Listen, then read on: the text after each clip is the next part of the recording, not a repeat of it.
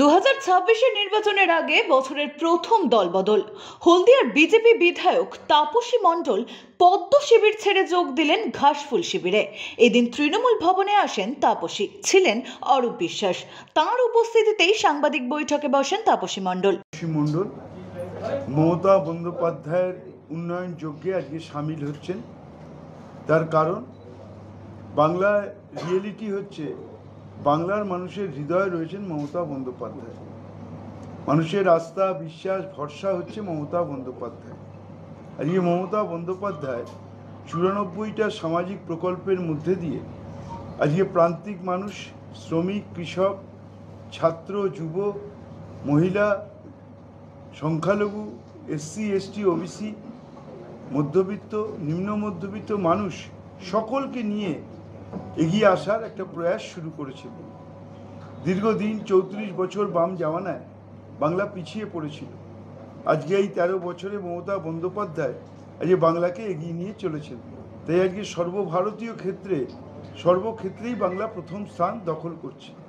তাই একজন মানুষের সেবক হিসেবে তাপসী মণ্ডল তিনি চিন্তা করেছেন, যদি মানুষের পাশে থেকে মানুষকে কাজ করতে হয়, মানুষকে এগিয়ে নিয়ে যেতে হয়, তাহলে মমতা ব্যানার্জির আদর্শ অনুপ্রাণিত হয়ে তার কর্মযজ্ঞেই সামিল হতে হবে। তাই তিনি আজকে আমাদের তৃণমূল কংগ্রেসে তিনি যোগদান করলেন। উল্লেখ্য, 2019 সালে সিপিএম থেকে বিজেপিতে আসেন তাপসী মণ্ডল। বিজেপির টিকিটে জেতেনও। তবে সম্প্রতি হলদিয়া বন্দরকে কেন্দ্র করে গেরুয়া শিবিরে গোষ্ঠীদ্বন্দ্বের আবহ তৈরি হয়। শুভেন্দু অধিকারীর হাত ধরে তিনি বিজেপিতে যোগ দিয়েছিলেন। বিজেপি ছেড়ে সেই শুভেন্দুর উদ্দেশ্যেই ক্ষোভ উগরে দিলেন পূর্ব মেদিনীপুরের হলদিয়ার বিধায়ক তাপসী মণ্ডল। সেই সঙ্গে এও জানালেন, তাঁকে বিজেপিতে কোণঠাসা করে দিয়েছিলেন তমলুকের বিজেপি সাংসদ তথা প্রাক্তন বিচারপতি অভিজিৎ গঙ্গোপাধ্যায়। কে এমপি হিসেবে প্রার্থী করেছেন শুভেন্দুবাবু, বা পার্টি দিয়েছেন জানি না কেন। তমলুক লোকসভা কেন্দ্রে ওনাকে বাইরে থেকে নিয়ে যাওয়া হয়েছে।